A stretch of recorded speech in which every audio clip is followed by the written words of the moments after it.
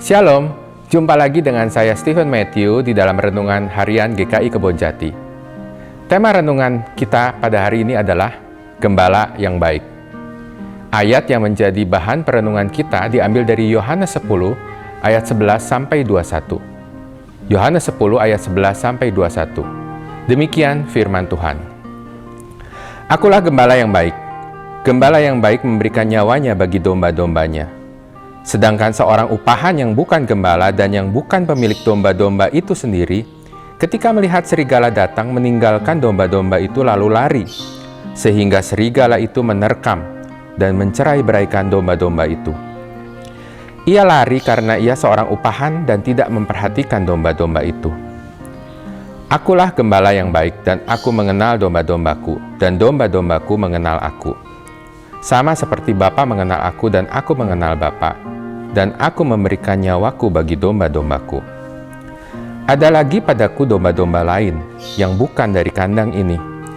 Domba-domba ini harus kutuntun juga dan mereka akan mendengarkan suaraku, dan mereka akan menjadi satu kawanan dengan satu gembala.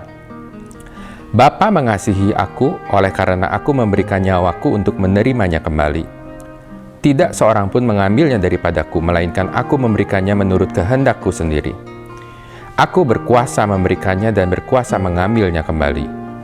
Inilah tugas yang kuterima dari Bapakku. Maka timbullah pula pertentangan di antara orang-orang Yahudi karena perkataan itu. Banyak di antara mereka berkata, "Ia kerasukan setan dan gila. Mengapa kamu mendengarkan dia?" Yang lain berkata, "Itu bukan perkataan orang yang kerasukan setan. Dapatkah setan memelekan mata orang-orang buta?" Gembala merupakan profesi yang sering disebutkan di dalam Alkitab.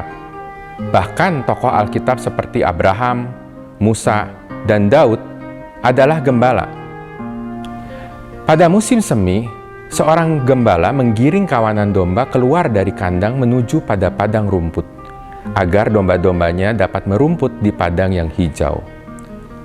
Pada saat ini biasanya kawanan domba akan bertambah banyak karena kelahiran anak-anak domba. Para gembala juga bekerja keras untuk memangkas bulu domba pada musim ini. Saat musim panas, gembala akan membawa kawanan dombanya menuju ke dataran yang tinggi yang lebih sejuk.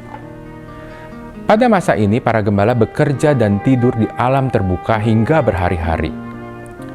Di malam hari, para gembala menggiring dombanya menuju gua atau kandang sederhana yang mereka buat. Jika di malam hari ada binatang buas yang datang dan membuat domba-domba panik, maka suara dari gembala yang lembut akan menenangkan mereka. Gembala juga bertugas menghitung dan memeriksa kesehatan domba-dombanya.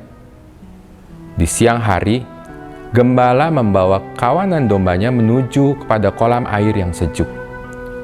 Jika kolam mengering karena musim panas, gembala akan mencari sumur dan menimba air untuk minum domba-dombanya. Pada musim dingin, gembala harus membawa domba-dombanya kembali ke kandang yang tertutup, supaya domba-dombanya tidak mati kedinginan. Kira-kira itulah tugas dari seorang gembala yang baik di zaman Yesus. Seorang gembala yang baik perlu melakukan banyak hal, banyak usaha untuk melindungi kawanan dombanya, karena domba adalah binatang yang lemah dan tidak mempunyai pertahanan diri.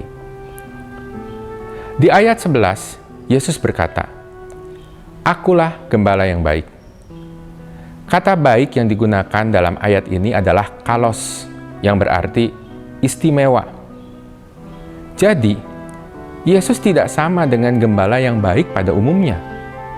Standar kebaikan Yesus sebagai gembala dijelaskan di lanjutan ayat 11, yaitu gembala yang baik memberikan nyawanya bagi domba-dombanya. Keistimewaan ini dijelaskan di ayat 17-18. Bapa mengasihi aku oleh karena aku memberikan nyawaku untuk menerimanya kembali. Tidak seorang pun mengambilnya daripadaku, melainkan aku memberikannya menurut kehendakku sendiri.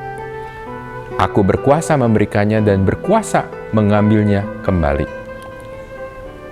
Jika gembala manusia mati karena kecelakaan atau diterkam binatang buas, maka Yesus mati karena kehendaknya sendiri. Jika gembala manusia mati mengakibatkan bencana dan kekacauan bagi domba-dombanya, maka ketika Yesus mati, ini justru menjadi penebusan yang memberikan kehidupan bagi kita sebagai domba-dombanya. Yesus menyerahkan nyawanya untuk menerimanya kembali. Tentu hal ini tidak mungkin dilakukan oleh gembala biasa. Hal ini sekaligus menjadi pernyataan keilahian Yesus sebagai Allah. Dalam Perjanjian Lama, banyak ayat yang menggambarkan Yahweh sebagai gembala. Contohnya Mazmur 23 ayat 1. Tuhan adalah gembalaku. Mazmur 79 ayat 13.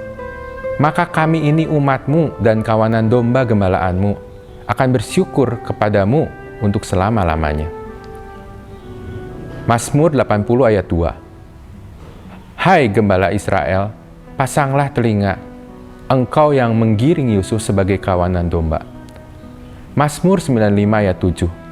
Sebab dialah Allah kita dan kitalah umat gembalaannya dan kawanan domba tuntunan tangannya. Yehezkiel 34 ayat 15.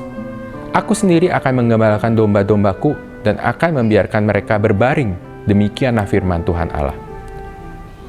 Jadi, jika di Yohanes 10 ayat 11 ini Yesus mengatakan, "Akulah gembala yang baik," ini sama dengan pernyataan keilahian Yesus bahwa Dia adalah Allah sendiri. Hal lain yang menarik dari ayat 11 adalah pernyataan bahwa gembala yang baik memberikan nyawanya bagi domba-dombanya. Artinya, bukan untuk semua domba. Ayat ini menjadi salah satu dasar dari doktrin limited atonement atau penebusan terbatas. Artinya, anugerah keselamatan hanya diperuntukkan bagi umat pilihannya. Ayat 16 juga menarik untuk kita cermati ketika Yesus berkata, "Ada lagi padaku domba-domba lain yang bukan dari kandang ini." Ini menunjuk kepada orang-orang non-Yahudi yang pada zaman itu belum menjadi orang percaya. Tetapi Yesus sudah menyebutkan mereka sebagai domba yang perlu Dia tuntun. Dalam Kisah Para Rasul 10 ayat 34, Petrus melayani keluarga Kornelius yang non-Yahudi, dan Petrus berkata, "Sesungguhnya aku telah mengerti bahwa Allah tidak membedakan orang. Setiap orang dari bangsa manapun yang takut akan Dia dan yang mengamalkan kebenaran berkenan kepadanya." Petrus melayani Kornelius dalam Kisah Para Rasul 10 terjadi setelah Yesus naik ke surga. Artinya, perkataan Yesus dalam Yohanes 10 ayat 16 ini terbukti dalam Kisah Para Rasul 10.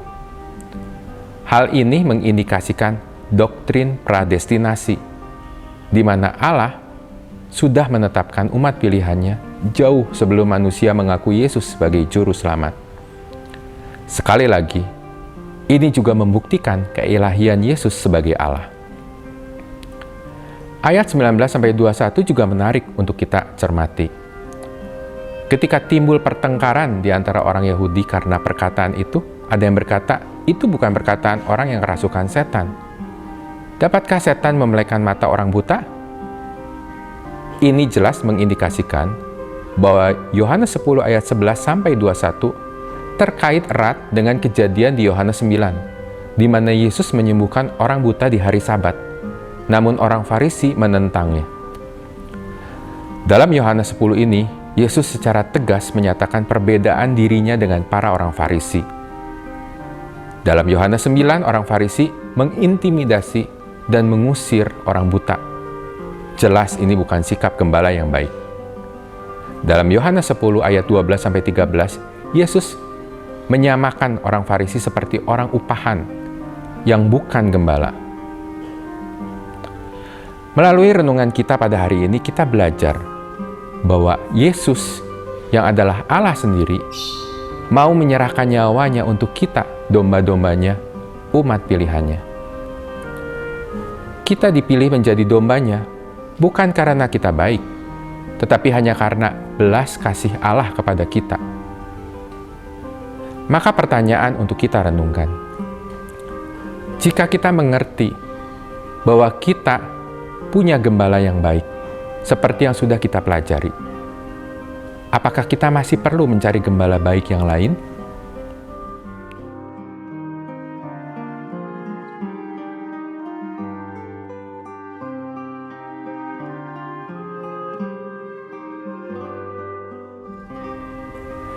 Demikian renungan hari ini. Tuhan Yesus memberkati kita semua.